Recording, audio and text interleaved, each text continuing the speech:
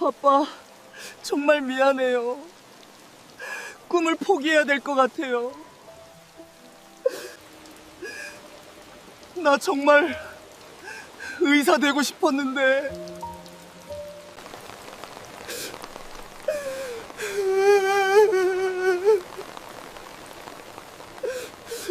비 내리는 묘지에서 한 소년이 의대 합격증을 가슴에 품고 절규하고 있었습니다.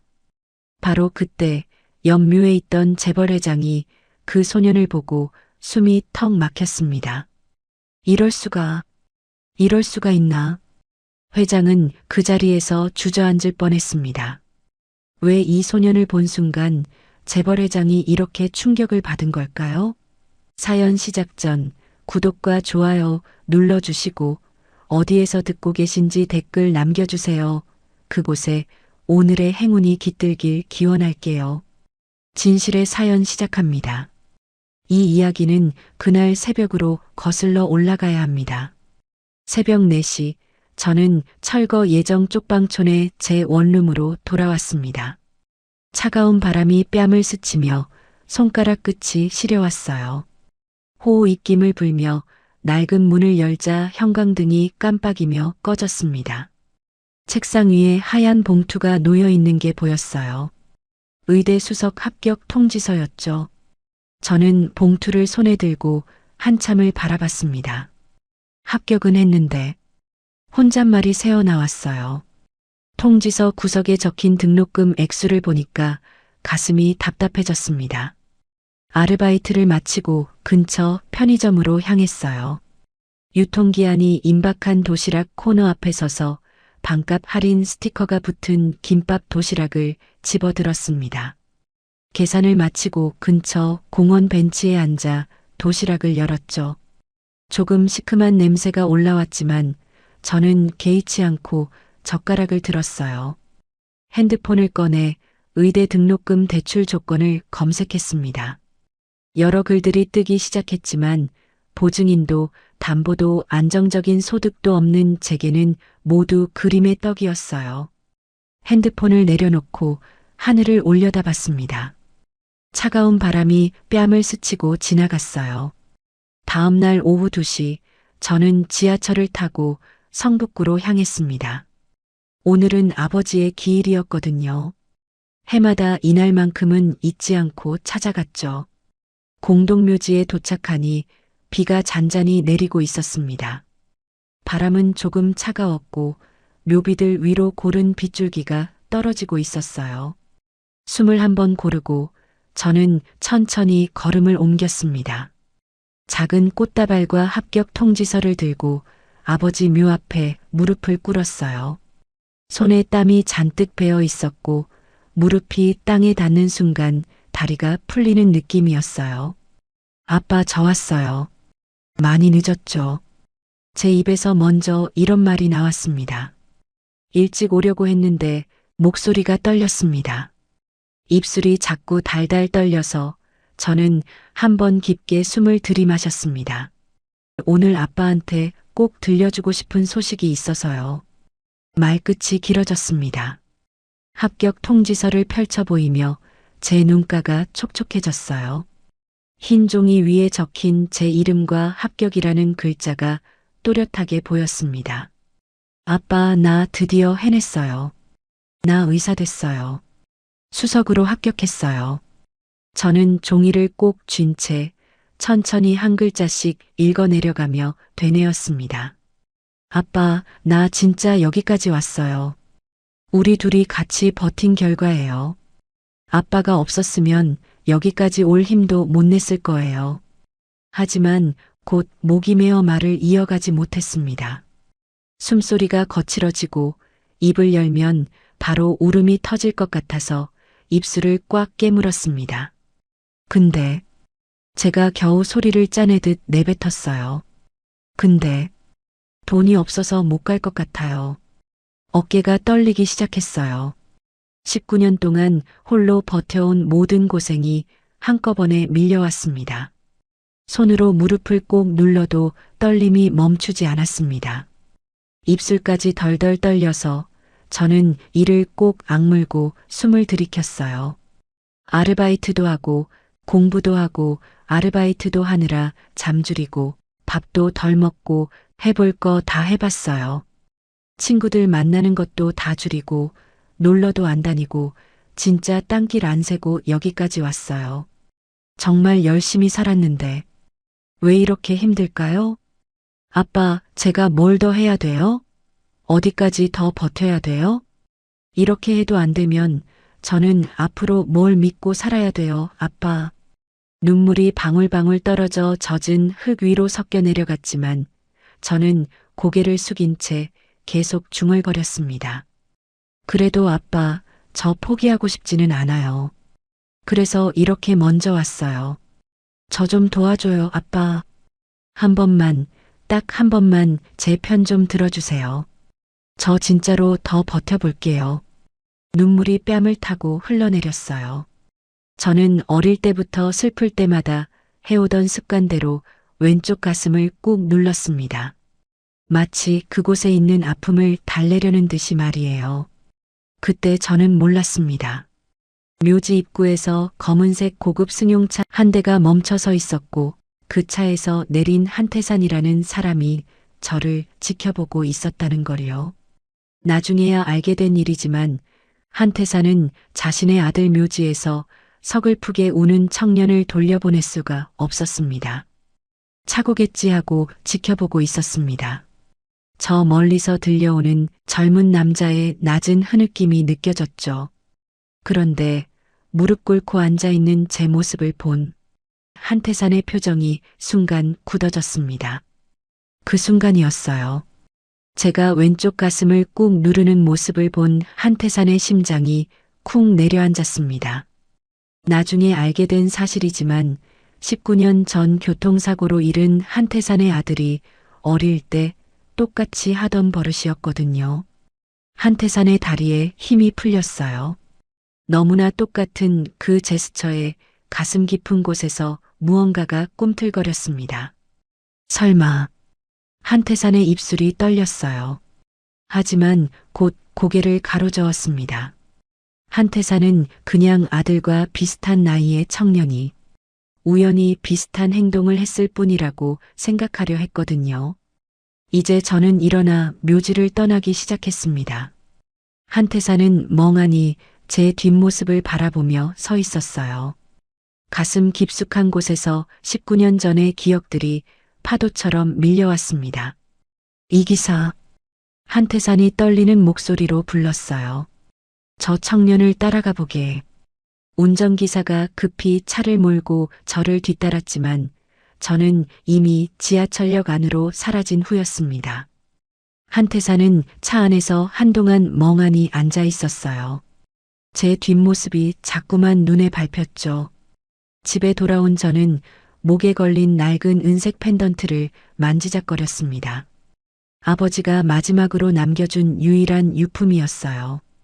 펜던트를 바라보다가 지친 몸을 침대에 누였습니다.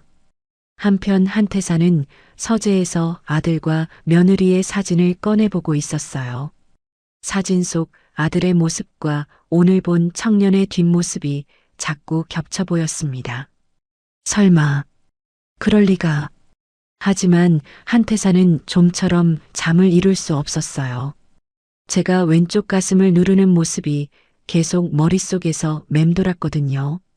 죽은 아들에 대한 그리움이 밤새 가슴을 조여왔습니다. 며칠이 지난 후 태성그룹 임원회의실에서 한태산의 목소리가 울려 퍼졌어요. 우리 회사 계열사인 태성 베이커리 시작인 첫 매장은 내가 직접 참석하겠다. 회의실이 순간 조용해졌습니다. 김동원 비서실장이 기쁜 표정으로 물었어요. 회장님, 좋은 생각이십니다. 첫 매장인 만큼 회장님이 직접 가시면 임직원분들도 더욱더 힘이 날 것 같습니다. 빵집 매장 오픈식 당일 아침이었습니다. 가게 안은 아직 손님이 없어 조용했고 불을 켜자 쇼케이스 불이 하나둘씩 켜졌어요. 민우야, 진열대 한 번 더 확인해봐. 김 매니저가 손수건으로 이마에 땀을 닦으며 말했습니다. 저는 평소보다 일찍 출근해서 매장 구석구석을 닦고 있었어요. 문 손잡이, 계산대, 진열대 모서리까지 한 번씩 더 손이 갔습니다. 저는 수건을 꽉 쥐고 진열대를 다시 한번 닦아냈어요. 사실 회장님이 누구인지도 잘 몰랐지만 동료들이 모두 바짝 긴장해 있으니까 덩달아 떨렸습니다. 우리 민우가 워낙 꼼꼼하니까 걱정 없어. 선배 직원이 제 어깨를 토닥이며 격려해줬어요.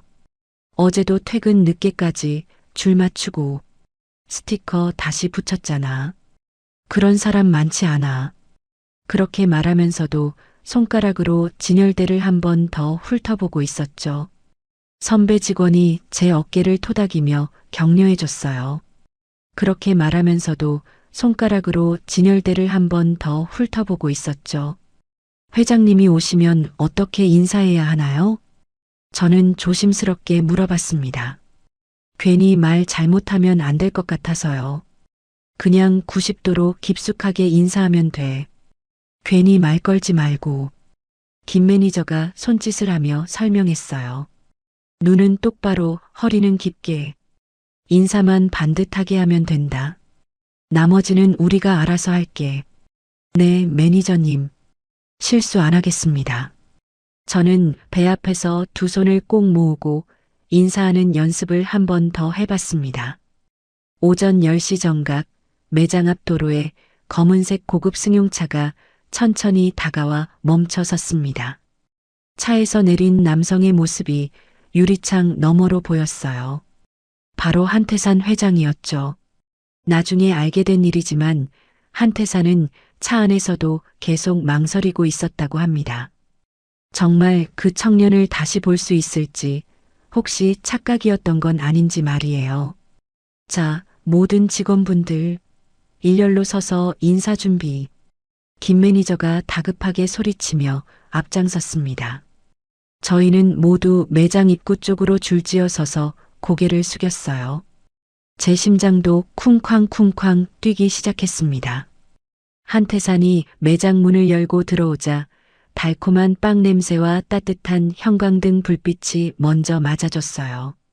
한태산은 직원들을 하나하나 천천히 둘러보며 인사를 나누기 시작했습니다. 다들 수고 많으십니다. 한태산이 온화한 목소리로 말했어요. 열심히 일해주셔서 고맙습니다. 감사합니다.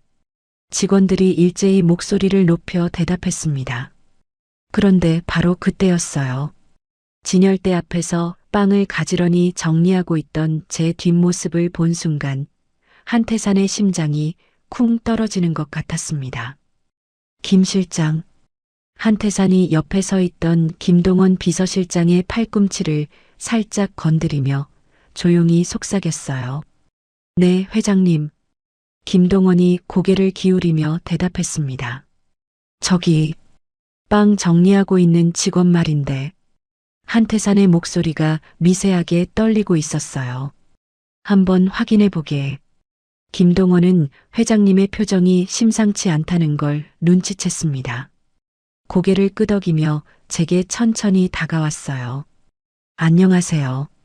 이름이 어떻게 되세요? 김동원이 부드럽게 물어봤습니다. 저는 깜짝 놀라서 고개를 들며 허둥지둥 인사했어요. 아, 안녕하세요. 한민우입니다.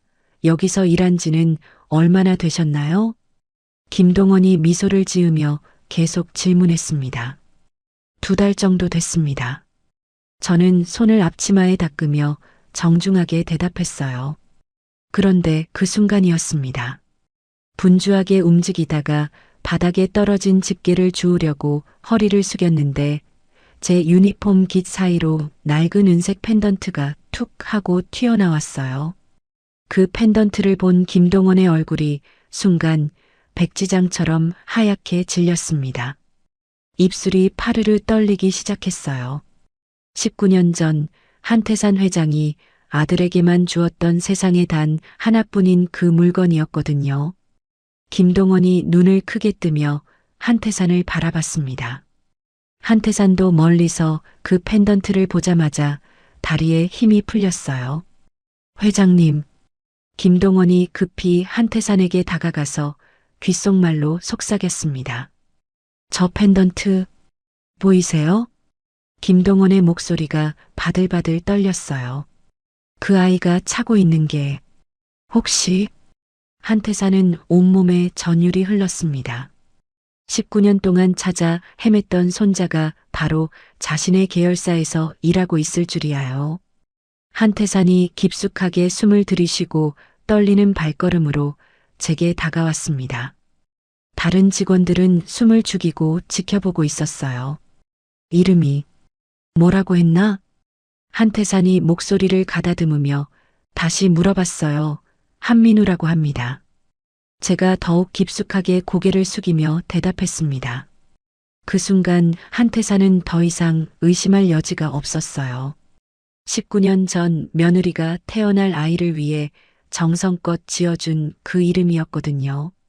한태산은 가슴이 북받치는 걸 애써 참으며 평정심을 유지하려 했습니다. 아직 다른 직원들이 지켜보고 있는 상황이었어요. 민우 씨, 개인적으로 잠깐 이야기 좀 할까요? 한태산의 목소리는 낮고 조심스러웠지만 제 이름을 부르는 소리에는 묘한 떨림이 섞여 있었어요. 시간 괜찮으면 잠깐만 나와줄 수 있겠습니까? 한태산이 제 어깨에 손을 살짝 올리며 말했습니다. 그 손길이 이상하게도 낯설면서도 따뜻하게 느껴졌습니다. 네, 그러죠. 저는 눈을 동그랗게 뜨고 되물었다가 급히 고개를 끄덕였어요. 저 지금 바로 나가면 될까요, 회장님? 저는 영문을 모른 채 고개를 끄덕였어요. 한태산이 저를 매장 안쪽 조용한 곳으로 데려갔습니다. 김 매니저는 목을 길게 빼고 저희 쪽을 바라보고 있었어요. 눈이 휘둥그레져서 빵집 쇼케이스에 붙어 있다시피 했습니다. 다른 직원들도 수군수군 속삭이기 시작했습니다. 회장님이 왜 민우한테만? 뭔가 특별한 게 있나? 혹시 실수한 거 아니야? 혼나는 건가? 에이, 표정이 그건 아닌데. 작은 목소리들이 이쪽 저쪽에서 새어나왔습니다. 그런데 저는 전혀 몰랐습니다. 멀리서 이 모든 광경을 또 다른 시선으로 지켜보고 있는 사람이 있었다는 거요. 태성그룹 부회장 최영석의 측근이 매장 바깥에서 오픈식 현장을 감시하고 있었거든요. 최영석은 평소 형인 한태산의 모든 움직임을 빠짐없이 체크하고 있었어요. 언제 기회가 오면 회장 자리를 빼앗으려고 말이죠. 뭔가 이상한데 회장님이 저 알바생한테 왜 저리 관심을? 측근이 휴대폰을 꺼내 최영석에게 즉시 전화를 걸었습니다. 부회장님, 지금 오픈식 현장을 지켜보고 있는데요. 어떤 상황이지? 최영석의 목소리가 차갑게 돌아왔어요. 회장님이 한 알바생에게 유독 특별한 관심을 보이고 계십니다. 알바생이라고? 어느 청년인 것 같습니다. 회장님이 따로 데려가서 대화를 나누고 계세요. 전화를 받은 최영석은 직감적으로 위기를 느꼈습니다. 형인 한태산이 평소에는 관심도 없던 현장 오픈식에 갑자기 나타나더니 한 알바생에게만 유독 관심을 보인다니요. 당장 그놈에 대해 모든 걸 조사해. 최영석이 이를 갈며 지시했어요. 신상 정보부터 가족관계까지 샅샅이 파헤쳐. 네, 바로 시작하겠습니다. 최영석은 전화를 끊고 책상을 주먹으로 탁 쳤습니다. 19년 동안 태성그룹의 실질적인 2인자로 살아오면서 언젠가는 자신이 이 모든 걸 차지하리라 꿈꿔왔거든요. 그런데 정말 만약에 그 청년이 형의 잃어버린 손자라면요. 최영석의 모든 계획이 물거품이 되는 거였습니다. 한편 매장 안쪽에서 저는 한태산 회장과 단둘이 마주 서 있었어요. 한태산이 제 목에 걸린 펜던트를 가리키며 조심스럽게 물어봤습니다. 그것 어디서 났나? 아버지가 돌아가시기 전에 주신 거예요. 제가 펜던트를 만지작거리며 대답했습니다. 아버지가 마지막으로 남겨주신 유일한 유품이거든요. 한태사는 그 말을 듣고 가슴이 미어지는 듯 했어요. 하지만 아직 확실하지 않은 상황에서 성급하게 모든 걸 털어놓기는 위험했죠. 혹시 시간 될 때 다시 만날 수 있을까? 여기 말고 사람 없는 데서 조용히 얘기 좀 해보고 싶네. 한태산이 조심스럽게 물어봤습니다. 목소리는 낮았지만 제 이름을 부르는 소리에는 묵직한 마음이 담겨 있었어요. 네, 물론이죠. 언제든지 괜찮아요. 저는 영문도 모른 채 고개를 끄덕였어요. 내가 뭐 잘못했나? 아니면 칭찬이라도 해주시려나? 가슴이 괜히 두근거렸지만 저는 그 의미를 전혀 짐작하지 못했습니다. 그때 저는 전혀 몰랐습니다. 제 인생을 완전히 바꿔놓을 거대한 진실이 바로 코앞에 다가와 있었다는 거요. 오픈식이 끝난 다음 날 오후였습니다. 저는 평소처럼 태성 베이커리에서 빵을 진열하고 있었어요. 어제 한태산 회장님과의 만남이 자꾸 머릿속에서 맴돌았습니다. 따르르르 하고 휴대폰이 울렸어요. 여보세요? 한민우 씨죠? 태성그룹 김동원입니다. 회장님이 오늘 3시에 뵙고 싶어 하십니다. 네, 저를 말씀하시는 건가요? 제가 혹시 무슨 실수라도 했나요? 그런 거 아닙니다. 좋은 일이니까 걱정 마시고 오세요. 자세한 얘기는 오셔서 들으시죠. 뚝 하고 전화가 끊어졌습니다. 김 매니저가 눈썹을 치켜 올리며 다가왔어요. 누구야? 얼굴이 새하얗게 질렸는데? 김 매니저가 제 팔을 잡아당기며 물어봤습니다. 태성그룹에서 전화 왔어요. 회장님이 저를 직접 만나고 싶다고 하는데 제가 휴대폰을 내려놓으며 말했습니다. 진짜? 대박이네. 야, 이거 아무한테나 오는 전화 아니다. 뭔가 엄청난 일이 생기는 거 아니야? 김 매니저가 제 팔을 붙잡고 흔들었습니다. 뭔가 엄청난 좋은 일이 생기는 거 아니야? 어떻게 해? 정장도 없는데? 저도 모르겠어요. 왜 갑자기 저를? 저는 고개를 갸웃하며 중얼거렸어요. 아무튼 빨리 가봐야지. 지금 옷도 깔끔하니까 괜찮을 거야. 김 매니저가 제 옷을 툭툭 털어주며 격려했습니다. 오후 2시 50분 태성그룹 본사 로비에 도착했어요. 대리석 바닥이 형광등 빛에 반짝거리고 에어컨에서 나오는 차가운 바람이 목덜미를 스쳤습니다. 은은한 향수 냄새와 함께 긴장감이 온몸을 감쌌어요. 엘리베이터 안에서 숫자가 올라가는 걸 바라봤습니다. 띵, 띵, 띵. 30층, 40층, 50층을 지나갈 때마다 심장이 더 빨리 뛰었어요. 60층에 도착하자 김동원이 기다리고 있었습니다. 민우 씨, 이쪽으로 오세요. 김동원이 온화한 미소를 지으며 앞장섰어요. 복도는 고요했고 발밑에 두꺼운 카펫이 발걸음을 완전히 죽였습니다. 회장님, 민우 씨 모셔왔습니다. 김동원이 회장실 문을 열며 안내했어요. 웅장한 회장실에 들어서니 서울 시내가 한눈에 펼쳐진 통유리창이 눈부셨습니다. 한태산이 창가에서 천천히 돌아섰어요. 어서 와, 민우야. 앉아라. 편하게 앉아라. 차라도 한잔할까? 긴장하지 말고. 한태산이 소파를 가리키며 따뜻하게 말했습니다. 저는 소파 끝에 조심스럽게 앉았어요. 어제 네가 차고 있던 펜던트가 자꾸 머릿속에서 맴돌더구나. 한태산이 제 목의 펜던트를 바라보며 말했어요. 목소리가 미세하게 떨리고 있었습니다. 혹시 아버지 성함이 어떻게 되니? 강진우라고 하셨어요. 어릴 때 사고로 돌아가셔서 기억이 많이 나지 않지만요. 제가 대답하자 한태산의 손이 파르르 떨렸습니다. 그럼 어머니는? 한미영이라고 들었습니다.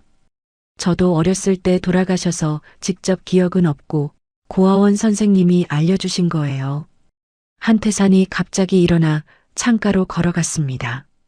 등이 미세하게 떨리는 게 보였어요.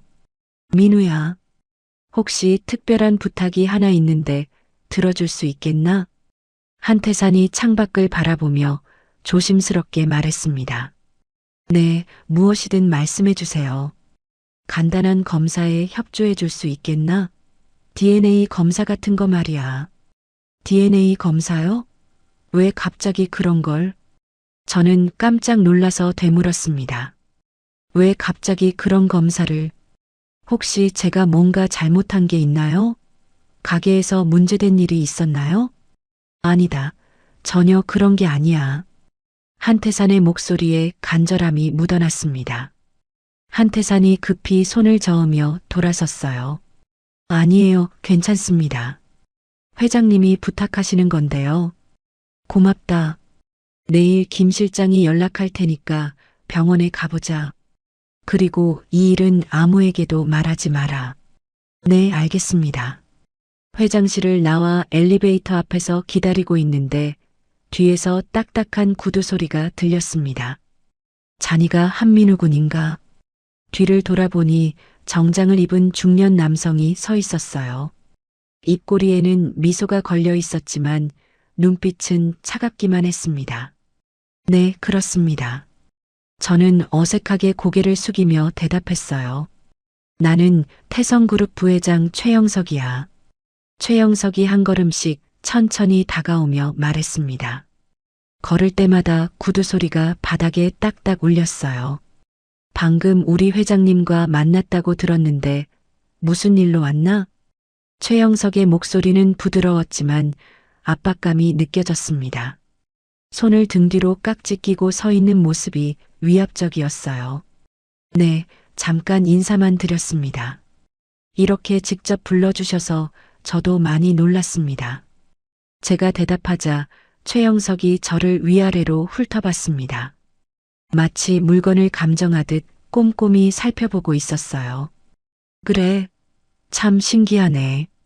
회장님이 평소에는 관심도 없던 현장 직원을 직접 만나다니. 최영석의 입꼬리가 더욱 올라갔습니다. 하지만 그 미소 뒤에는 의심과 경계심이 숨어 있었어요. 어디서 사는지 물어봐도 될까? 그리고 가족은?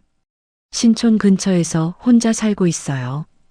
가족은 어릴 때 다 돌아가셔서. 제가 대답하자 최영석의 눈가가 살짝 경련했습니다. 뭔가를 확인한 듯한 표정이었어요. 혼자 산다고? 참 대견하구나. 최영석이 고개를 끄덕이며 말했습니다. 하지만 목소리에는 전혀 감정이 들어있지 않았어요. 그런데 말이지, 회장님이 갑자기 자네를 왜 부르셨을까? 최영석이 한 걸음 더 가까이 다가오며 물어봤습니다. 거리가 가까워지자 차가운 향수 냄새가 코끝을 스쳤어요. 저도 잘 모르겠어요. 그냥 격려 말씀을 해주신 것 같은데. 제가 어물쩍 대답하자 최영석의 눈이 가늘어졌습니다. 뭔가를 꿰뚫어 보려는 듯한 시선이었어요. 그래, 격려 말씀이라.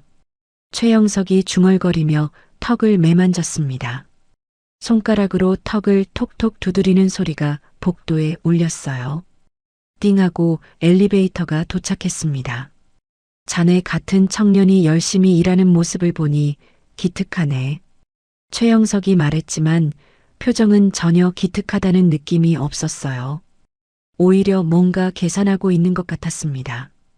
그런데 혹시 부모님에 대해 더 자세히 알고 있나?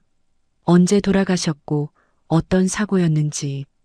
최영석의 질문이 더욱 구체적으로 파고들었어요. 목소리는 여전히 부드러웠지만 눈빛은 날카로웠습니다. 제가 너무 어렸어서 정확히는 모르겠어요. 제가 대답하자 최영석이 고개를 끄덕였습니다. 하지만 입꼬리에 걸린 미소가 왠지 섬뜩했어요. 그래, 어렸으니까 기억이 안 나겠지. 그럼 앞으로도 열심히 일하게. 최영석이 말했지만 그 톤은 축하라기보다는 경고에 가까웠습니다. 마치 조심하라는 뜻이 숨어 있는 것 같았어요. 네, 감사합니다. 저는 서둘러 엘리베이터에 올라탔습니다. 문이 닫히는 순간까지 최영석은 저를 뚫어져라 바라보고 있었어요. 그 시선이 등에 꽂히는 것 같아 온몸에 소름이 돋았습니다. 엘리베이터가 내려가면서 저는 깊게 숨을 내쉬었어요.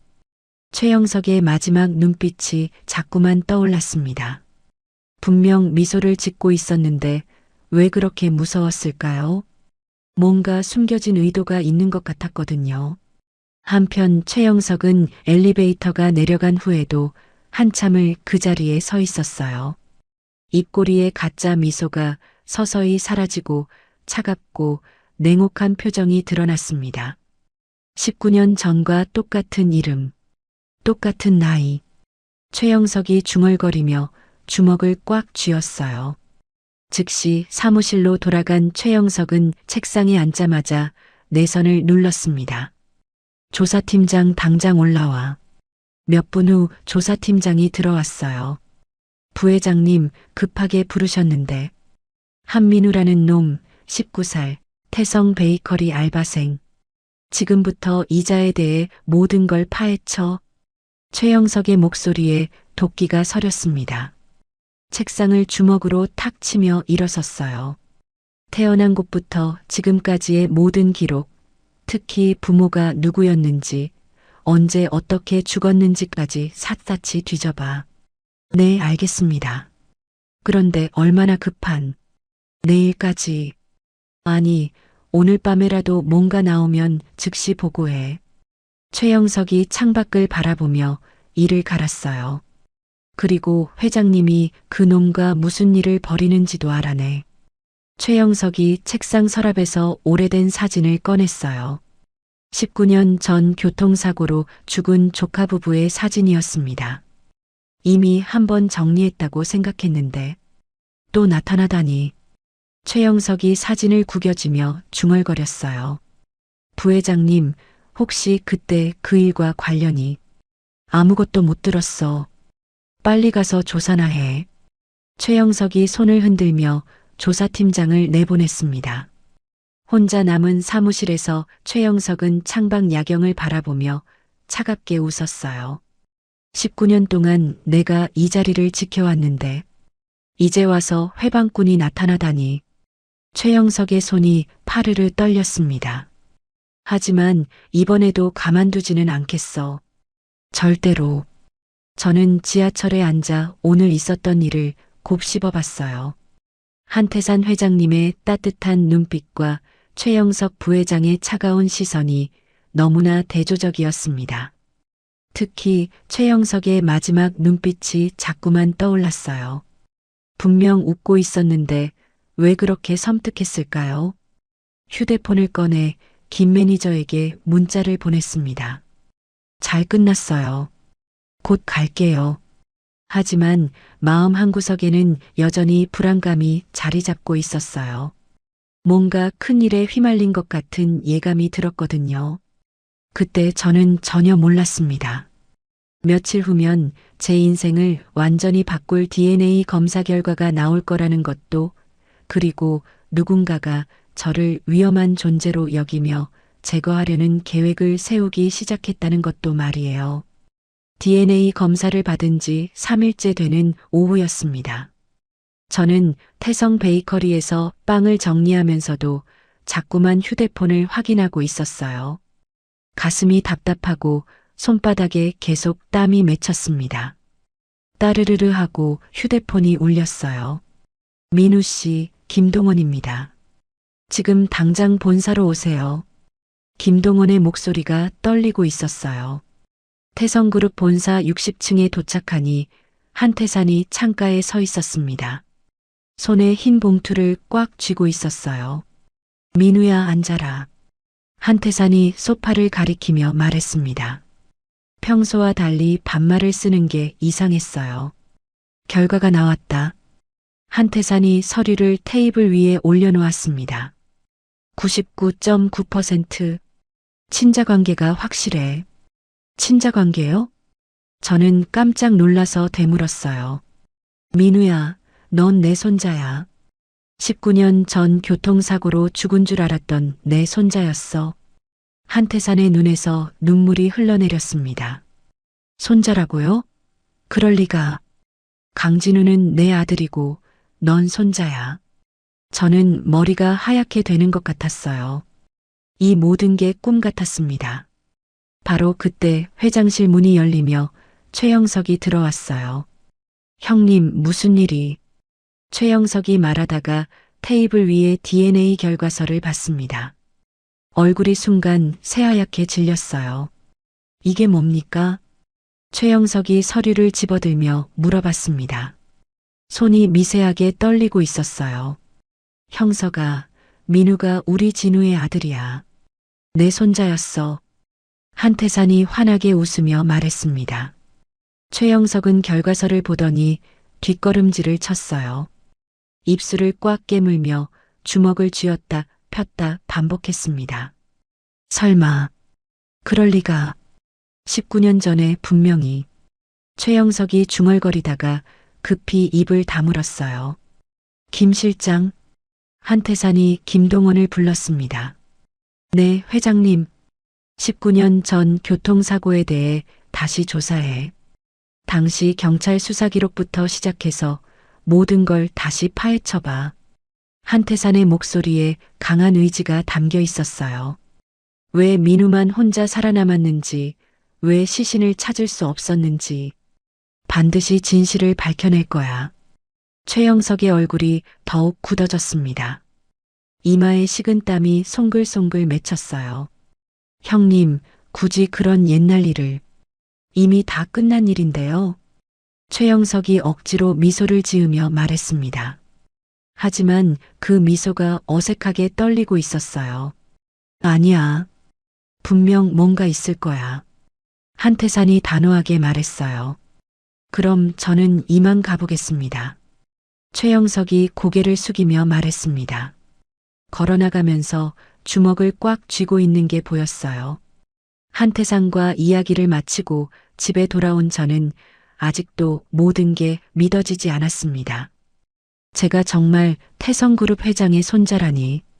하지만 저는 전혀 몰랐어요. 그 순간 최영석이 얼마나 위험한 계획을 세우고 있었는지 말이에요. 최영석은 자신의 사무실로 돌아가자마자 문을 쾅 닫고 책상에 주저앉았어요. 온몸이 식은땀으로 흠뻑 젖어 있었습니다. 19년 전에 분명히 완벽하게 처리했는데 최영석이 머리를 쥐어뜯으며 중얼거렸어요. 책상 서랍을 열고 오래된 사진을 꺼냈습니다. 사진 속에는 젊은 남녀와 어린아이가 웃고 있었어요. 19년 전 그가 직접 제거한 조카 가족의 마지막 사진이었습니다. 그 꼬마 자식이 어떻게 살아남은 거야? 최영석이 사진을 구겨지며 이를 갈았어요. 책상 위에 전화기를 집어들었습니다. 어떤 번호를 누르고 잠시 기다렸어요. 나야. 전화 너머로 거칠고 낮은 목소리가 들렸습니다. 무슨 일입니까, 부회장님? 긴급 상황이 생겼어. 최영석이 창밖을 바라보며 차갑게 말했어요. 목소리에 도끼가 서려 있었습니다. 태성 베이커리에서 일하는 한민우라는 놈 19살 청년인데 아는가? 조사해 보겠습니다. 조사할 것도 없어. 처리해야 할 것 같은데. 최영석이 책상을 주먹으로 탁 치며 말했습니다. 전화 너머로 잠시 정적이 흘렸어요. 처리라고 하시면 완전히 제거하라는 뜻이야. 최영석의 목소리가 더욱 차갑게 변했습니다. 입꼬리에 섬뜩한 미소가 걸렸어요.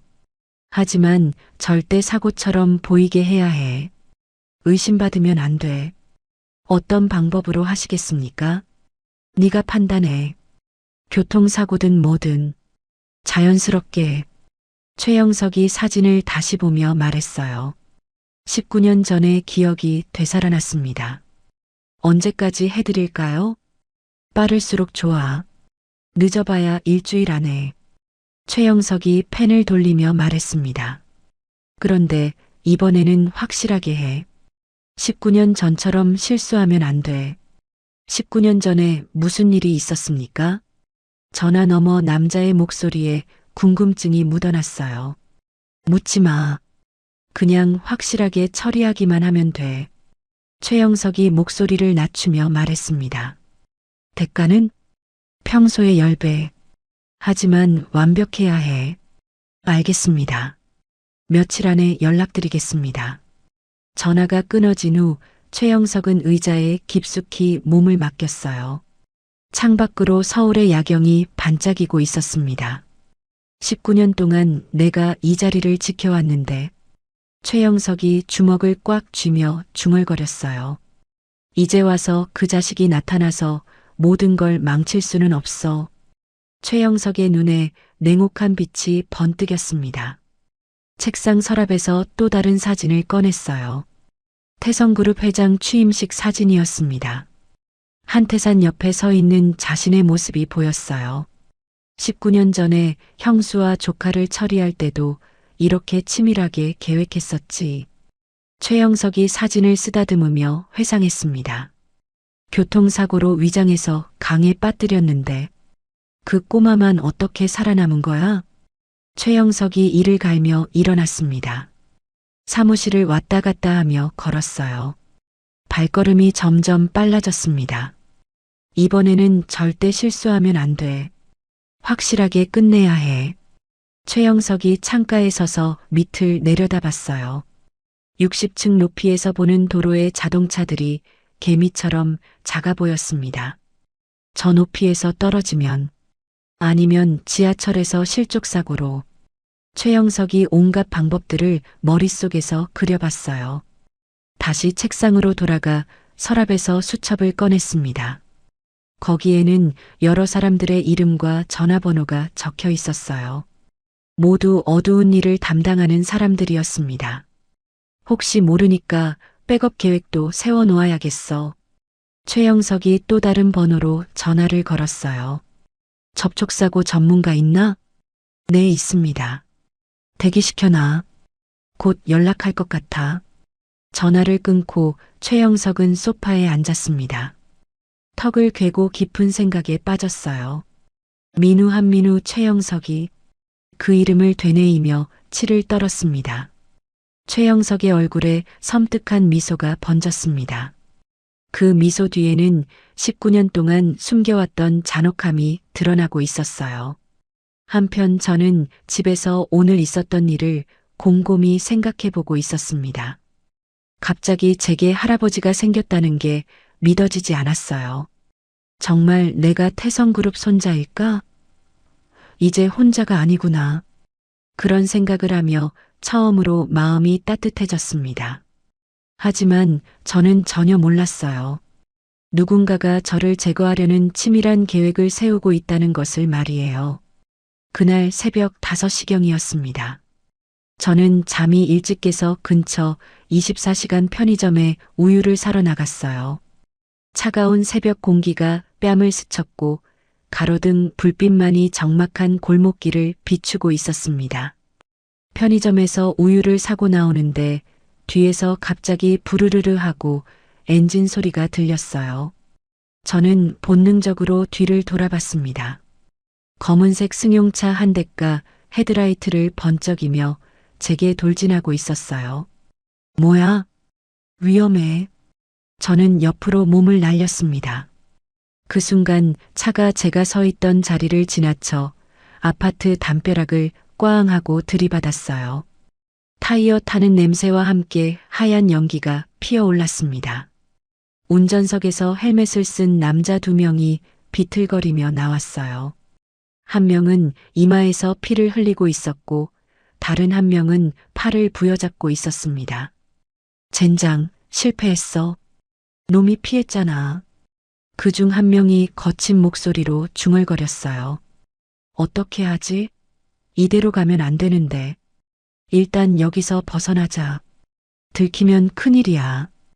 두 남자는 서둘러 현장을 떠났습니다. 저는 온몸이 사시나무처럼 떨렸어요. 가슴이 쿵쾅쿵쾅 뛰어서 숨을 제대로 쉴 수가 없었습니다. 정말로 누군가 저를 죽이려고 한 거였어요. 저는 떨리는 손으로 한태산 할아버지에게 전화를 걸었습니다. 여보세요? 민우야, 새벽에 무슨 일이야? 한태산의 걱정스러운 목소리가 들려왔어요. 할아버지, 큰일 났어요. 누군가 저를 차로 치려고 했어요. 그냥 스친 게 아니고 아예 저만 보고 달려왔어요. 제 목소리가 떨렸습니다. 뭐라고? 지금 어디 있나? 아파트 앞인데 차가 담벼락에 박혀 있어요. 운전자들은 도망갔고요. 경찰도 아직은 안 왔고 저 혼자예요. 지금 당장 그 자리를 떠나라. 김 실장이 금방 갈 테니까. 한태산의 목소리에 다급함이 묻어났어요. 그리고 즉시 병원팀과 경호팀을 현장에 보내. 차량 추적도 시작해. 한태산이 누군가에게 소리치는 게 들렸습니다. 20분 후 김동원이 경호원 6명과 함께 제가 있는 곳에 도착했어요. 사고 현장에는 이미 경찰과 견인차 그리고 태성그룹 조사팀이 와 있었습니다. 현장에는 소독약 냄새와 함께 긴장감이 팽팽하게 흘렀어요. 민우 씨, 괜찮으세요? 다친 곳은 없고요? 김동원이 제 온몸을 살피며 물어봤습니다. 평소 침착한 모습과는 완전히 달리 손이 파르르 떨리고 있었어요. 네, 다행히 순간적으로 피했어요. 정말 아슬아슬했어요.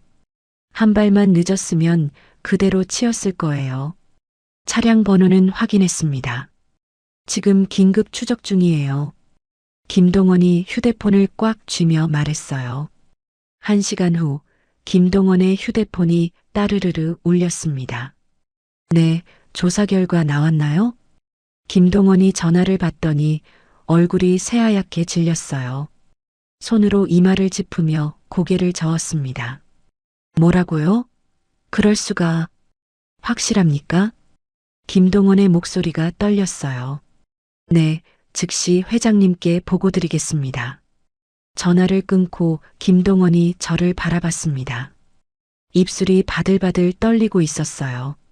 민우 씨, 차량 추적 결과가 나왔는데 소유주가 최영석 부회장과 연결된 페이퍼 컴퍼니 명의입니다.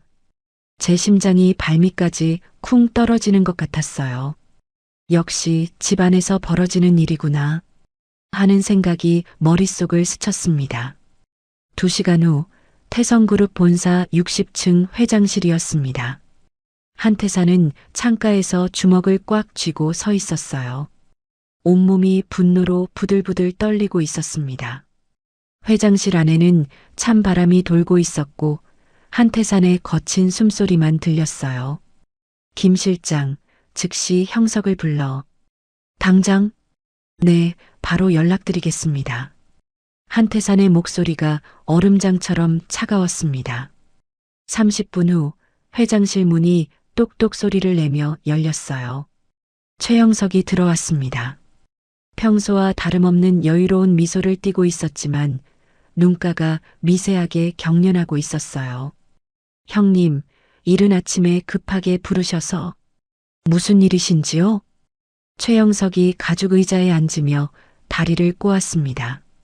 하지만 손가락이 의자 팔걸이를 톡톡 두드리고 있었어요. 한태산이 천천히 돌아섰습니다. 눈빛이 칼날처럼 차가웠어요. 최영석이 두 눈을 동그랗게 뜨며 벌떡 일어섰어요. 입을 해벌쭉 벌리고는 손으로 가슴을 짚었습니다. 네, 손자라고요? 목소리를 일부러 떨리게 만들었어요. 하지만 눈 깊숙한 곳에는 차가운 빛이 번뜩였습니다.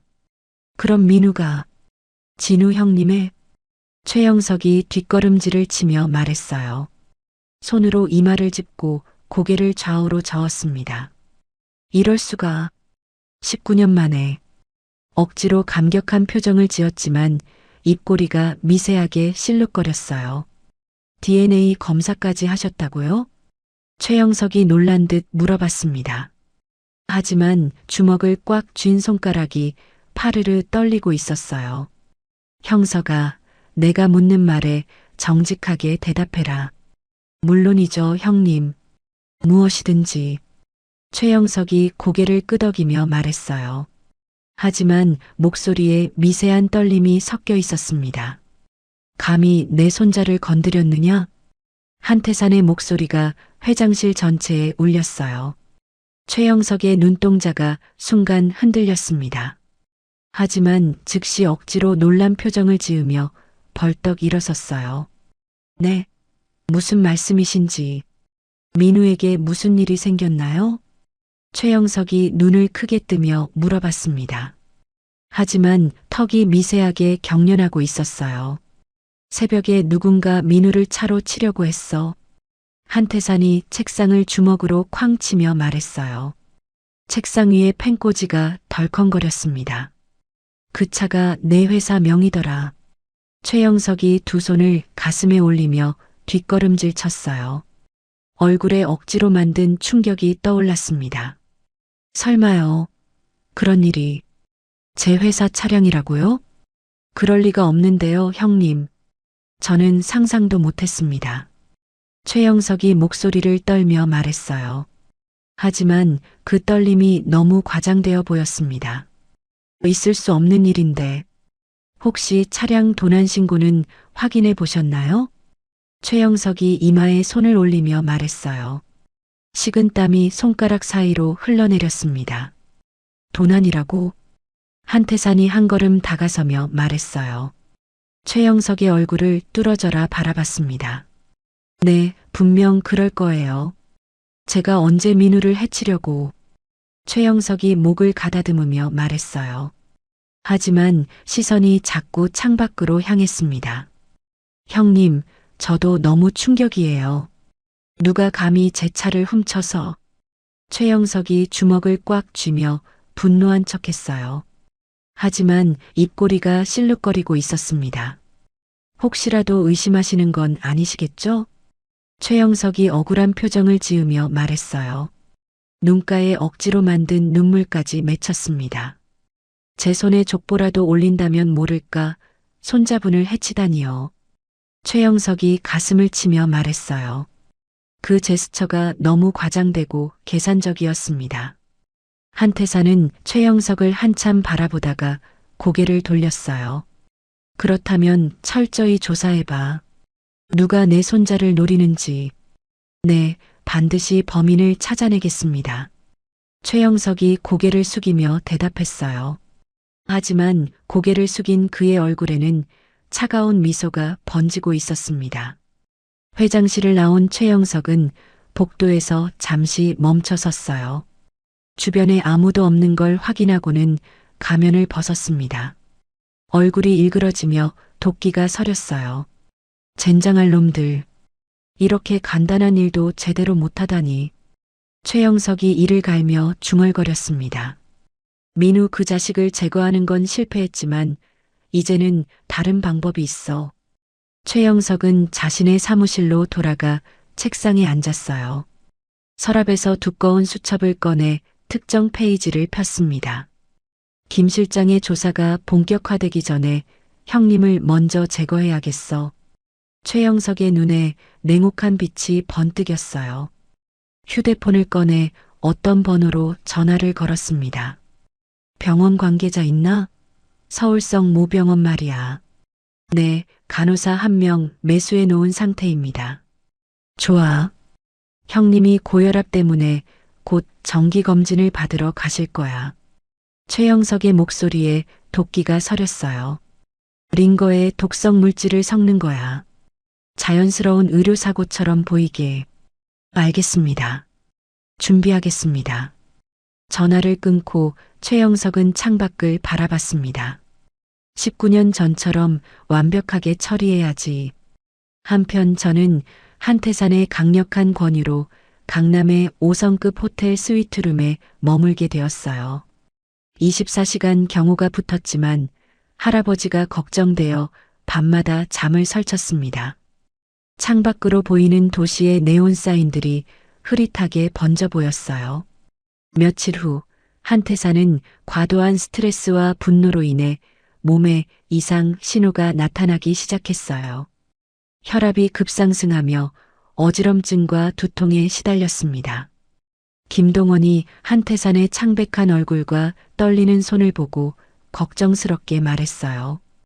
회장님, 얼굴이 너무 안 좋으세요. 즉시 병원에 가보셔야 합니다.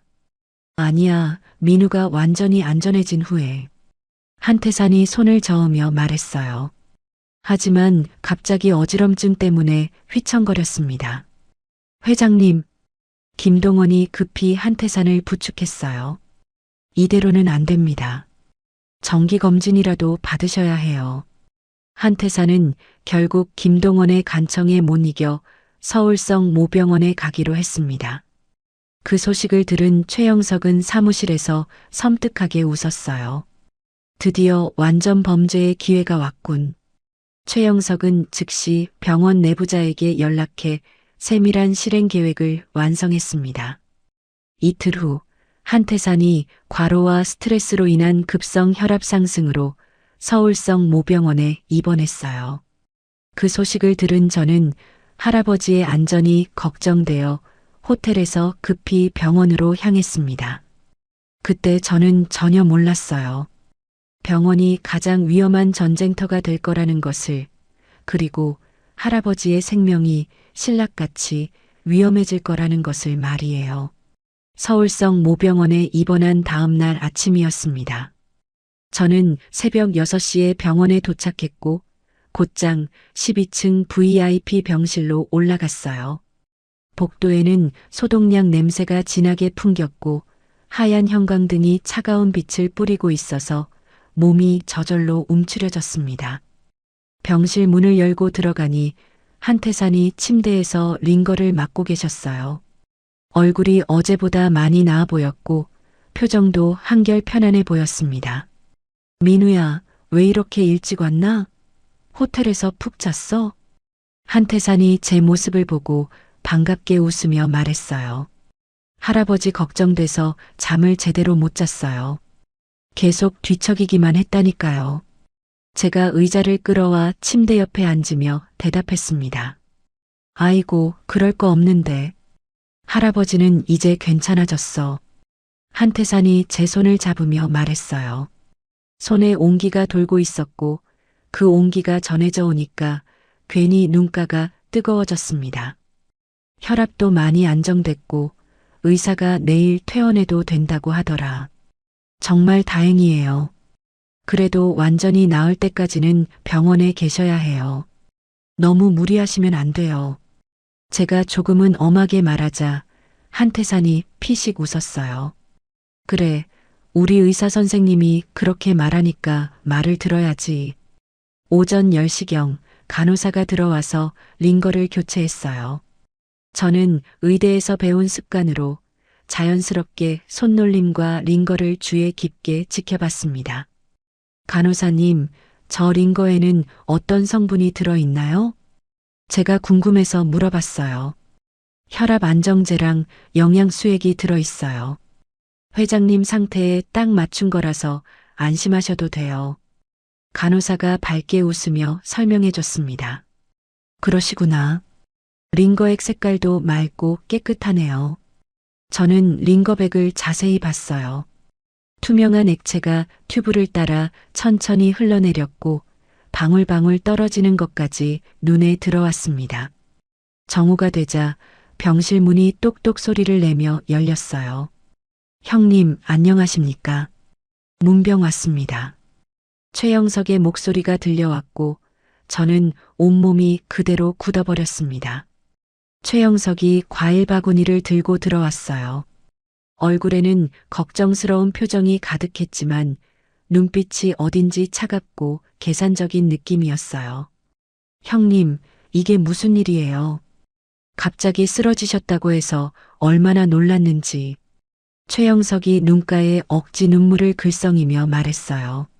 하지만 그 감정이 너무 과장돼 보여서 저는 속으로 저건 아닌데 싶었습니다. 괜찮아, 형석아. 단순한 혈압 문제니까 걱정하지 마. 한태산이 손을 흔들며 말했어요. 그래도 형님이 아프시니까 마음이 편할 리가 있나요? 최영석이 의자에 앉으면서 자꾸 링거 쪽을 힐끗거렸어요. 손가락이 무릎을 톡톡 두드리고 있었고 시선이 잠시도 조용히 있지 않았습니다. 어제 민우 이야기를 들었는데 정말 놀랐어요. 최영석이 저를 바라보며 말했어요. 입꼬리에 어색한 미소가 떠올랐습니다. 19년 만에 손자를 찾으시다니. 이런 기적이 어디 있겠어요. 그러니까 말이야. 정말 하늘이 내려준 선물 같아. 한태산이 저를 바라보며 흐뭇하게 웃었습니다. 그런데 민우 때문에 스트레스가 많으셨을 텐데. 최영석이 한숨을 쉬며 말했어요. 그러면서도 눈이 다시 링거로 향했고 저는 그 시선이 이상하게 걸렸습니다. 갑자기 가족이 생기시고 그런 위험한 일까지 겪으시고 저는 최영석의 시선이 자꾸 링거로 가는 게 이상했어요. 왜 저렇게 링거를 계속 쳐다보는 걸까 하는 생각이 머릿속을 떠나지 않았습니다. 잠깐 화장실 좀 다녀올게요. 제가 일어나며 말했습니다. 하지만 화장실 대신 복도로 나가서 병실 문 근처에 몸을 바짝 붙이고 숨었어요.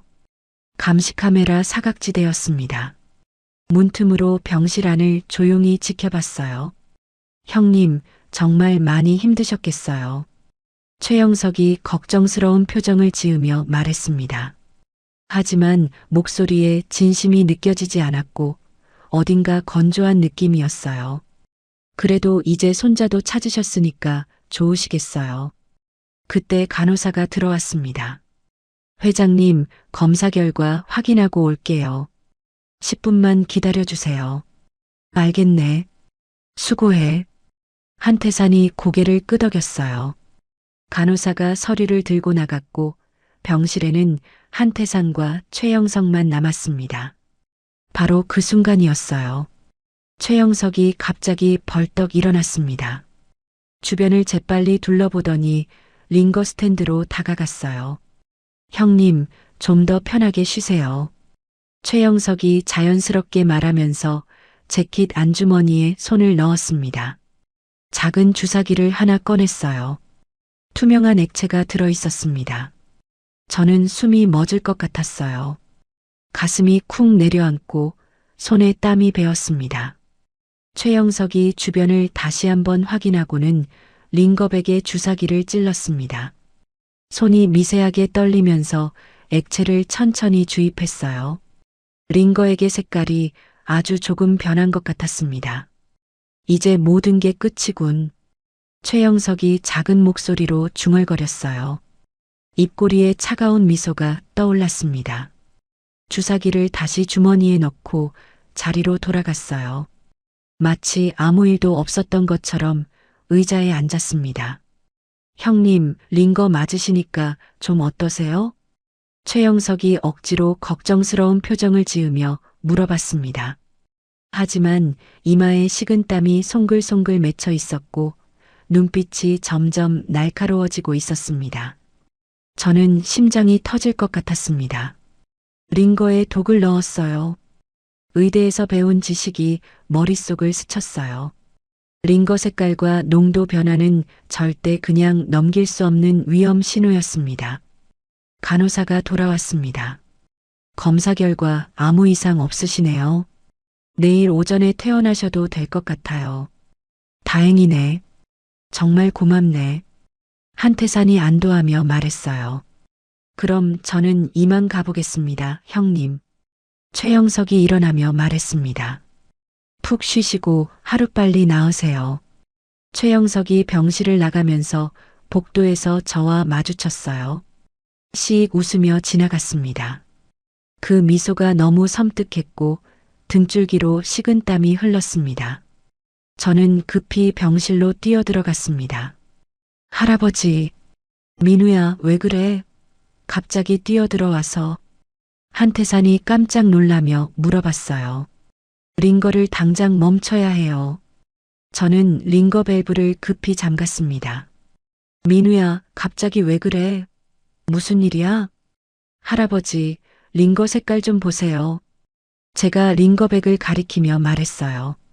전보다 색이 변했어요. 최영석이 뭔가 넣는 걸 직접 봤어요. 한태산의 얼굴이 새하얗게 질렸습니다. 뭐라고? 정말로?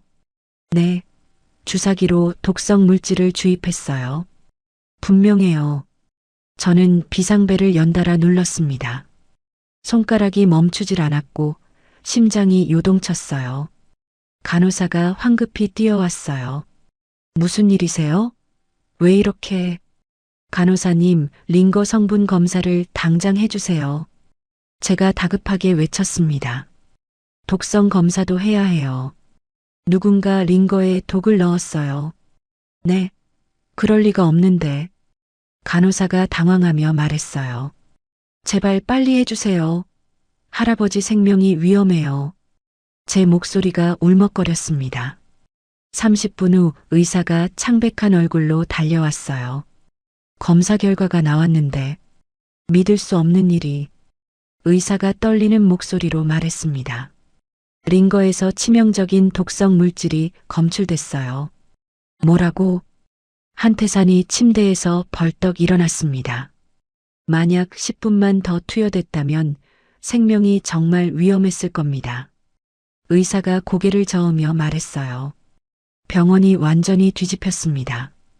의료진이 우르르 몰려왔고 즉시 경찰에 신고가 들어갔어요. 최영석을 당장 체포하라. 한태산이 주먹을 꽉 쥐고 소리쳤습니다. 경찰이 1층 로비에서 최영석을 붙잡았어요. 최영석은 여전히 태연하게 커피를 마시고 있었습니다. 뭐 하는 거냐? 왜 나를 잡는 거야? 최영석이 어깨를 으쓱하며 말했어요. 최영석 씨 살인미수 혐의로 긴급 체포합니다. 살인미수? 말도 안 돼. 증거라도 있어? 최영석이 비웃으며 말했습니다. 하지만 모든 증거가 이미 확보된 상태였어요. 복도 CCTV에 링거 조작 장면이 선명하게 찍혀 있었고 독성 물질 구매 경로도 추적됐으며 매수된 간호사도 자백한 상황이었습니다. 이런 바보 같은 카메라까지 있을 줄은. 최영석이 수갑을 차며 이를 갈았어요. 19년 전에는 이런 실수 안 했는데. 최영석이 중얼거리며 경찰차에 끌려갔습니다. 얼굴이 완전히 일그러져 있었어요. 병실로 돌아온 한태산이 제 손을 꽉 잡았습니다. 손이 덜덜 떨리고 있었어요. 민우야, 네가 아니었다면 할아버지는 정말 죽을 뻔했어. 한태산의 눈에 눈물이 글썽거렸습니다. 괜찮아요, 할아버지. 다행히 제가 의심해서 지켜본 거잖아요.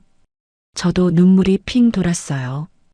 의대에서 공부한 게 이럴 때 정말 도움이 되네요. 고맙다, 민우야. 네가 내 손자라는 게 이렇게 자랑스러울 수가. 한태산이 제 어깨를 꽉 안았습니다. 저도 두 팔로 할아버지를 꼭 끌어안았어요.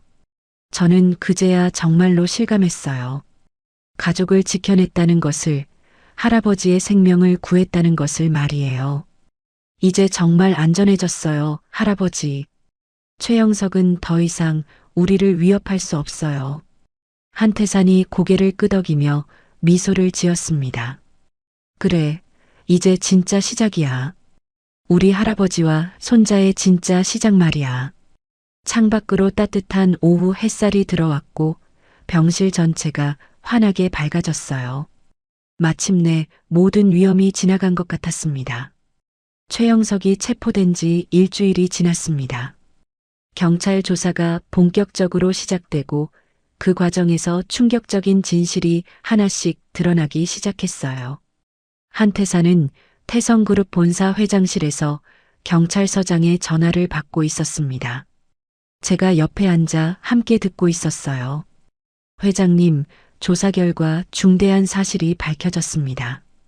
경찰서장의 목소리가 무겁게 들려왔어요.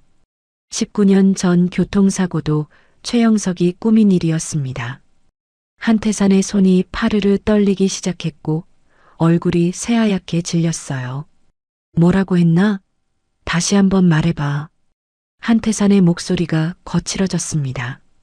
최영석이 직접 자백했습니다.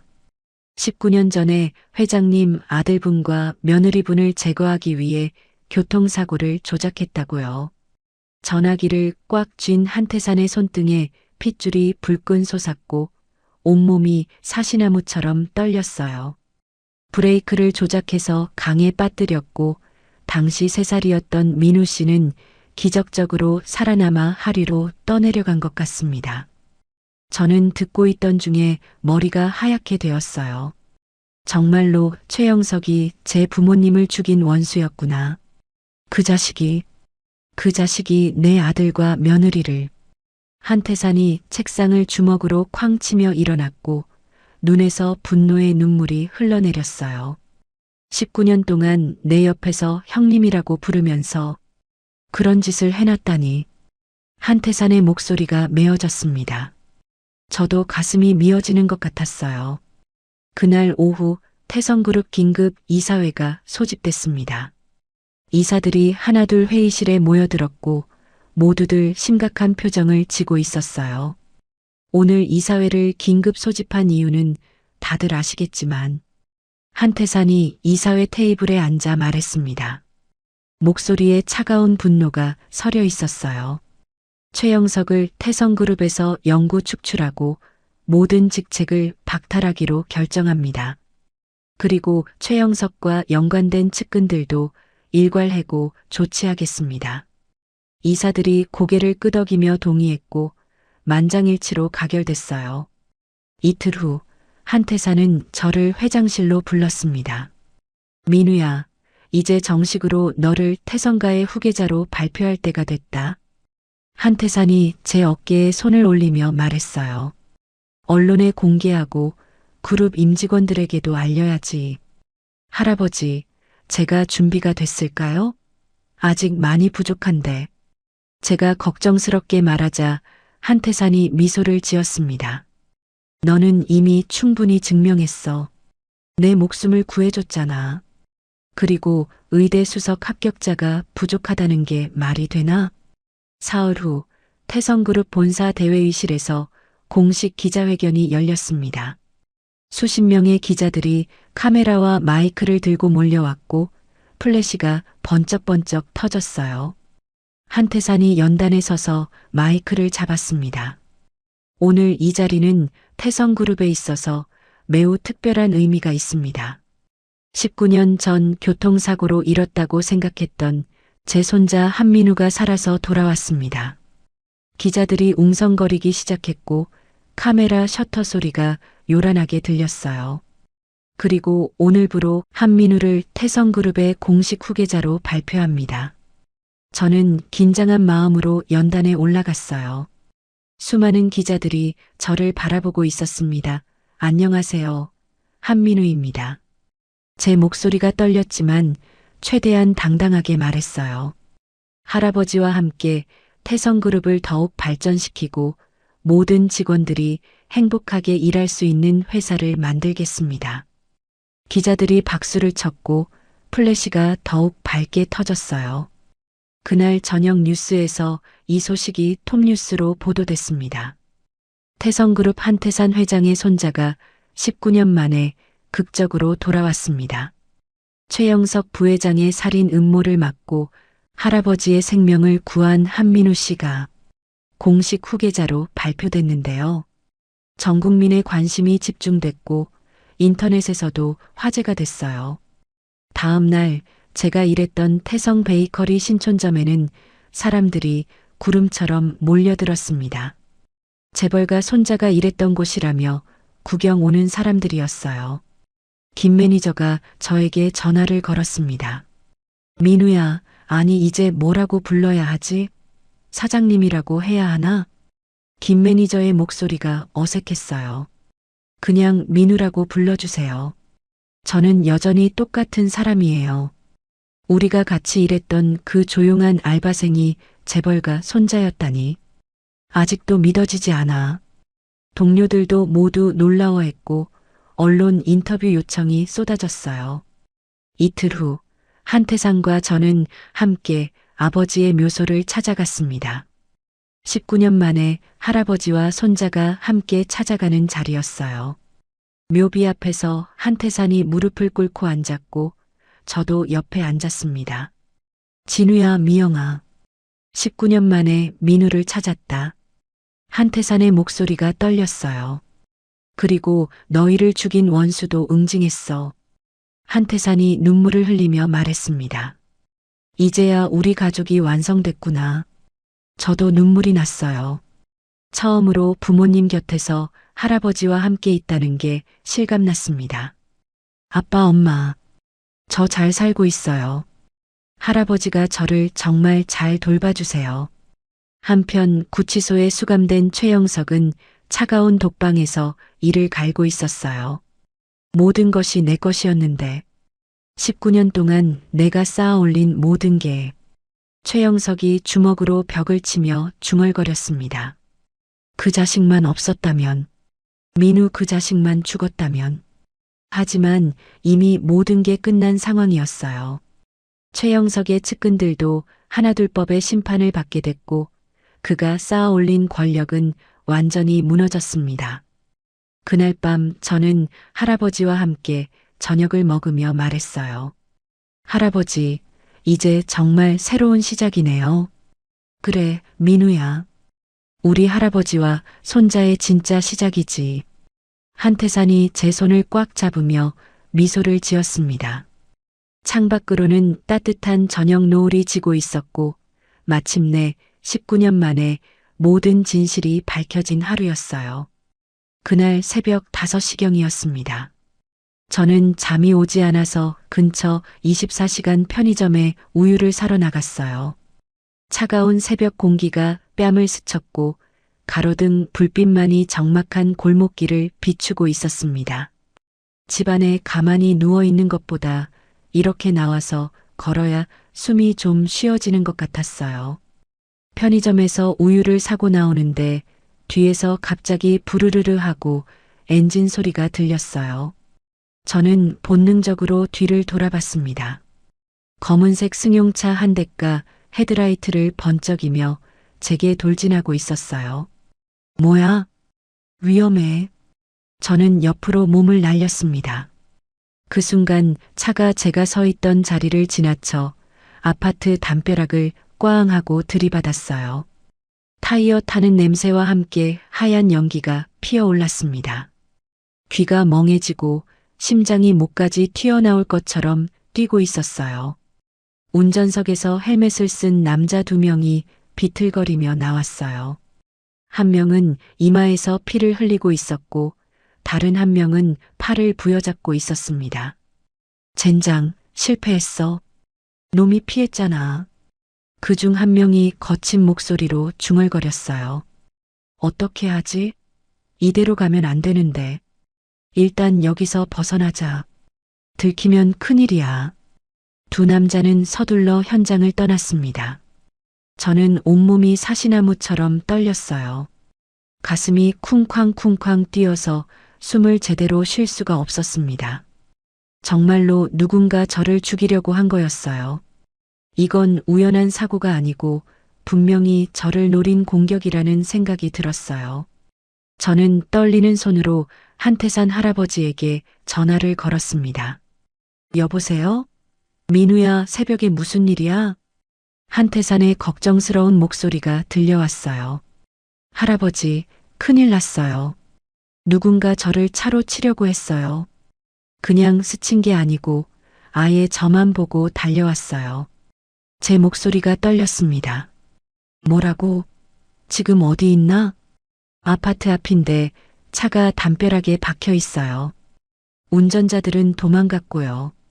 경찰도 아직은 안 왔고 저 혼자예요. 지금 당장 그 자리를 떠나라. 김 실장이 10분 안에 갈 테니까. 한태산의 목소리에 다급함이 묻어났어요. 그리고 즉시 병원팀과 경호팀을 현장에 보내. 차량 추적도 시작해. 한태산이 누군가에게 소리치는 게 들렸습니다. 전화 너머로 부산하게 움직이는 기척이 함께 들리고 있었어요. 20분 후 김동원이 경호원 6명과 함께 제 아파트에 도착했어요. 사고 현장에는 이미 경찰과 견인차 그리고 태성그룹 조사팀이 와 있었습니다. 현장에는 소독약 냄새와 함께 긴장감이 팽팽하게 흘렀어요. 민우 씨, 괜찮으세요? 다친 곳은 없고요? 김동원이 제 온몸을 살피며 물어봤습니다. 평소 침착한 모습과는 완전히 달리 손이 파르르 떨리고 있었어요. 네, 다행히 순간적으로 피했어요. 정말 아슬아슬했어요. 한 발만 늦었으면 그대로 치였을 거예요.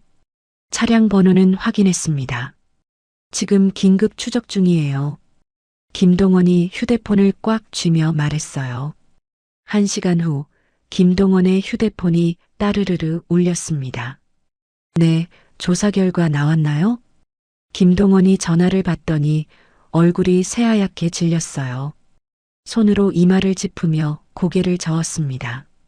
뭐라고요? 그럴 수가. 확실합니까?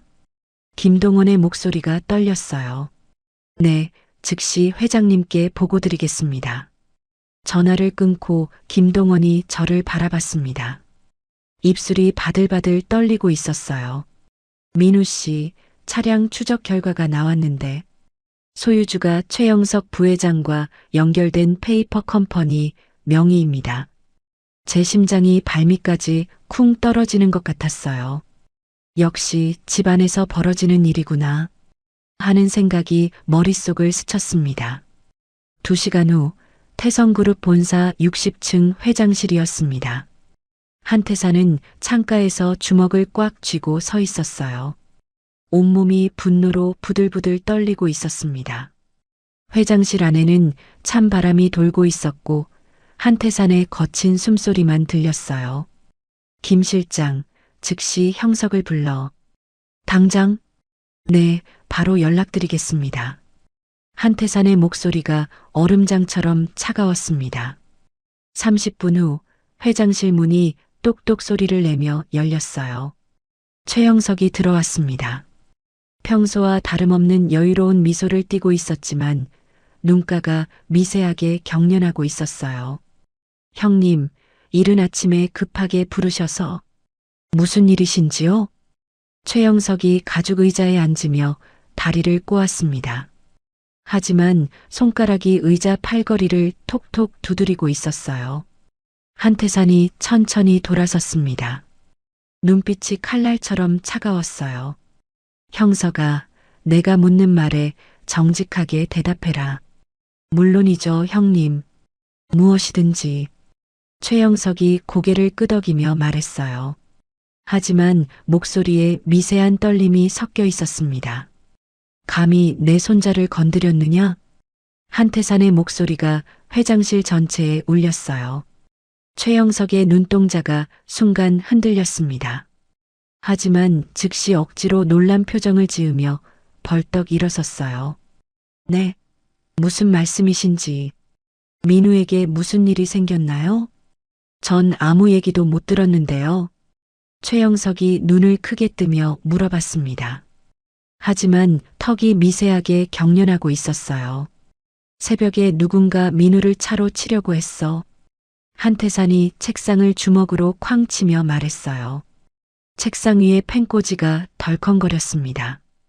그 차가 내 회사 명이더라. 최영석이 두 손을 가슴에 올리며 뒷걸음질 쳤어요. 얼굴에 억지로 만든 충격이 떠올랐습니다. 설마요. 그런 일이 제 회사 차량이라고요? 그럴 리가 없는데요, 형님. 저는 상상도 못했습니다. 최영석이 목소리를 떨며 말했어요. 하지만 그 떨림이 너무 과장되어 보였습니다. 있을 수 없는 일인데. 혹시 차량 도난 신고는 확인해 보셨나요? 최영석이 이마에 손을 올리며 말했어요. 식은땀이 손가락 사이로 흘러내렸습니다. 도난이라고? 한태산이 한 걸음 다가서며 말했어요. 최영석의 얼굴을 뚫어져라 바라봤습니다. 네, 분명 그럴 거예요. 제가 언제 민우를 해치려고. 형님 손주를 해칠 이유가 저한테 어디 있습니까? 최영석이 목을 가다듬으며 말했어요. 하지만 시선이 자꾸 창밖으로 향했습니다. 형님, 저도 너무 충격이에요. 누가 감히 제 차를 훔쳐서. 최영석이 주먹을 꽉 쥐며 분노한 척했어요. 하지만 입꼬리가 실룩거리고 있었습니다. 혹시라도 의심하시는 건 아니시겠죠? 최영석이 억울한 표정을 지으며 말했어요. 눈가에 억지로 만든 눈물까지 맺혔습니다. 제 손에 족보라도 올린다면 모를까 손자분을 해치다니요. 최영석이 가슴을 치며 말했어요. 그 제스처가 너무 과장되고 계산적이었습니다. 한태사는 최영석을 한참 바라보다가 고개를 돌렸어요. 그렇다면 철저히 조사해봐. 누가 내 손자를 노리는지. 네, 반드시 범인을 찾아내겠습니다. 최영석이 고개를 숙이며 대답했어요. 하지만 고개를 숙인 그의 얼굴에는 차가운 미소가 번지고 있었습니다. 회장실을 나온 최영석은 복도에서 잠시 멈춰 섰어요. 주변에 아무도 없는 걸 확인하고는 가면을 벗었습니다. 얼굴이 일그러지며 도끼가 서렸어요. 젠장할 놈들. 이렇게 간단한 일도 제대로 못하다니. 최영석이 이를 갈며 중얼거렸습니다. 민우 그 자식을 제거하는 건 실패했지만 이제는 다른 방법이 있어. 최영석은 자신의 사무실로 돌아가 책상에 앉았어요. 서랍에서 두꺼운 수첩을 꺼내 특정 페이지를 폈습니다. 김 실장의 조사가 본격화되기 전에 형님을 먼저 제거해야겠어. 최영석의 눈에 냉혹한 빛이 번뜩였어요. 휴대폰을 꺼내 어떤 번호로 전화를 걸었습니다. 병원 관계자 있나? 서울성 모병원 말이야. 네, 간호사 1명 매수해 놓은 상태입니다. 좋아. 형님이 고혈압 때문에 곧 정기검진을 받으러 가실 거야. 최영석의 목소리에 도끼가 서렸어요. 링거에 독성 물질을 섞는 거야. 자연스러운 의료사고처럼 보이게. 알겠습니다. 준비하겠습니다. 전화를 끊고 최영석은 창밖을 바라봤습니다. 19년 전처럼 완벽하게 처리해야지. 한편 저는 한태산의 강력한 권유로 강남의 5성급 호텔 스위트룸에 머물게 되었어요. 24시간 경호가 붙었지만 할아버지가 걱정되어 밤마다 잠을 설쳤습니다. 창밖으로 보이는 도시의 네온 사인들이 흐릿하게 번져 보였어요. 며칠 후 한태사는 과도한 스트레스와 분노로 인해 몸에 이상 신호가 나타나기 시작했어요. 혈압이 급상승하며 어지럼증과 두통에 시달렸습니다. 김동원이 한태산의 창백한 얼굴과 떨리는 손을 보고 걱정스럽게 말했어요. 회장님, 얼굴이 너무 안 좋으세요. 즉시 병원에 가보셔야 합니다. 아니야, 민우가 완전히 안전해진 후에. 한태산이 손을 저으며 말했어요. 하지만 갑자기 어지럼증 때문에 휘청거렸습니다.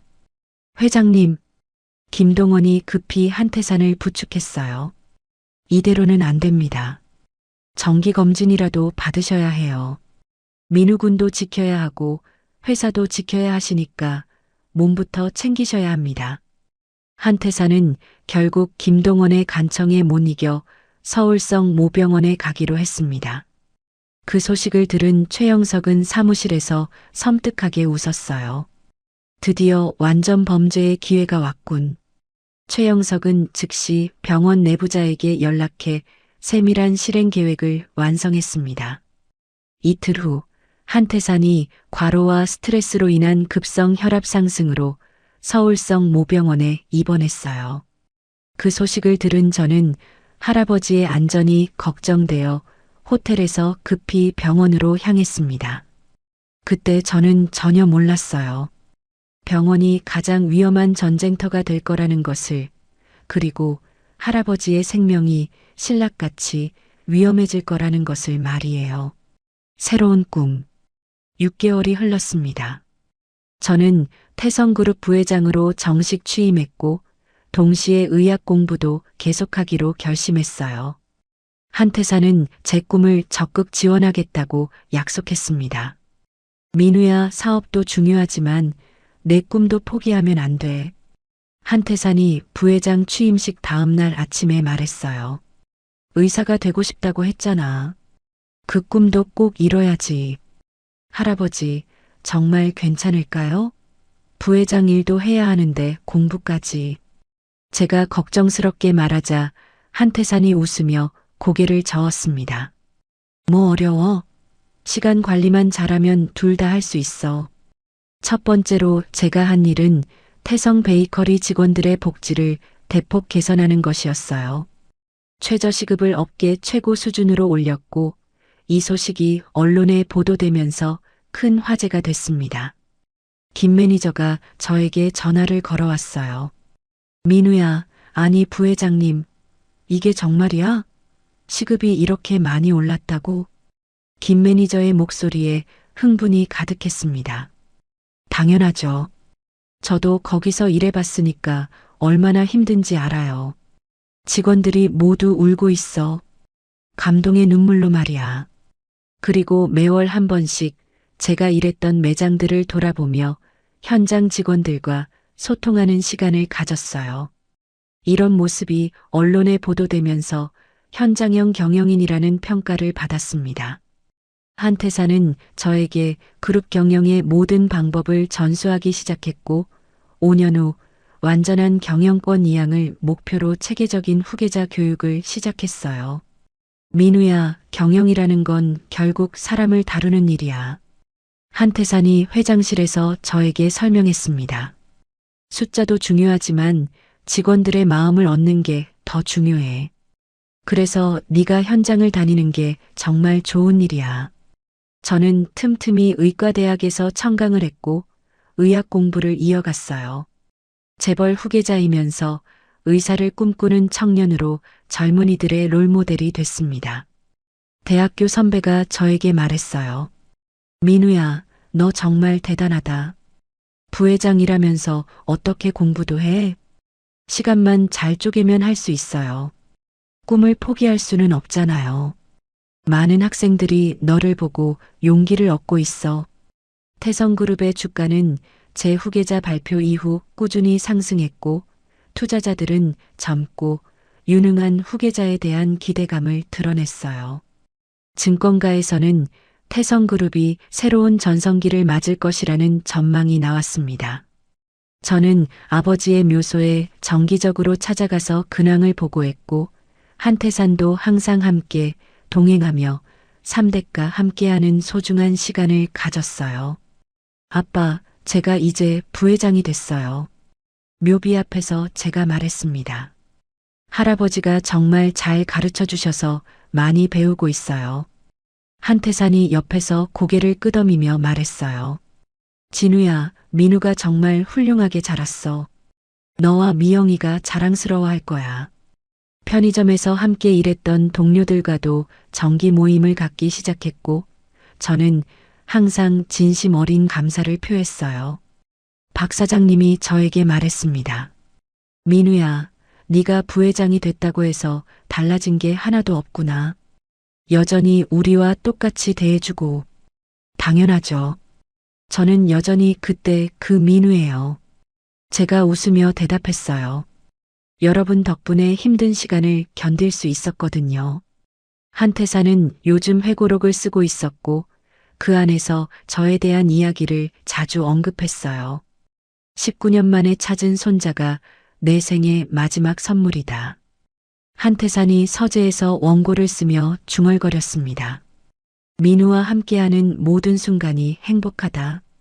어느 날 저녁 한태산과 함께 저녁을 먹으면서 이야기를 나눴어요. 할아버지, 제가 정말 잘하고 있는 걸까요? 제가 물어보자 한태산이 젓가락을 내려놓고 저를 바라봤습니다. 민우야, 너는 내가 상상했던 것보다 훨씬 훌륭한 손자야. 경영 감각도 뛰어나고 무엇보다 마음이 따뜻해. 그게 가장 중요한 거야. 저는 새로운 삶에 점점 적응해 가면서 할아버지와 함께 태성가의 새로운 역사를 써나가기 시작했어요. 의학 공부도 꾸준히 이어가면서 언젠가는 의사가 되겠다는 꿈도 포기하지 않았습니다. 5년 후에는 완전히 경영을 맡게 될 텐데 그때까지 의사 면허도 따고 싶어요. 제가 한태산에게 말하자 한태산이 박수를 쳤어요. 그래, 그렇게 해라. 사업가이면서 의사인 사람이 어디 있겠어? 정말 특별한 사람이 될 거야. 저는 자신을 믿어준 모든 이들에게 보답하는 삶을 살겠다고 다짐했고, 앞으로 펼쳐질 밝은 미래를 향해 한 발씩 나아가고 있었습니다. 그날 밤 저는 호텔 스위트룸 창가에 서서 서울 야경을 바라봤어요. 반짝이는 도시의 불빛들이 제 새로운 삶을 축복해주는 것 같았습니다. 19년 동안 잃어버렸던 가족을 되찾았고 새로운 꿈과 희망을 갖게 됐어요. 그리고 저를 사랑해주는 할아버지와 함께 앞으로 펼쳐질 무한한 가능성을 향해 걸어가고 있었습니다. 살아온 할아버지와 손자의 이야기 어떠셨나요? 때로는 가족이라는 이름으로 상처를 주기도 하고 때로는 혈연이 아니어도 진정한 가족이 될 수 있다는 걸 보여준 따뜻한 이야기였습니다. 민수가 묘지에서 흘린 눈물과 강 회장이 19년간 품어온 그리움, 그리고 마침내 찾은 서로에 대한 사랑이 진짜 가족의 의미가 무엇인지 알려주었죠. 인생에서 늦은 때란 없습니다. 민수가 19살에 할아버지를 만난 것처럼 강 회장이 72세에 손주를 되찾은 것처럼 말이에요. 포기하지 않는 마음과 진심 어린 사랑이 있다면 언제든 새로운 시작이 가능합니다. 여러분도 소중한 사람들과 함께하는 오늘이 얼마나 감사한 일인지 다시 한번 생각해보는 시간이 되셨길 바랍니다. 이야기를 끝까지 들어주신 분이 계시다면 잘 들었다고 댓글 하나만 남겨주세요. 감사합니다.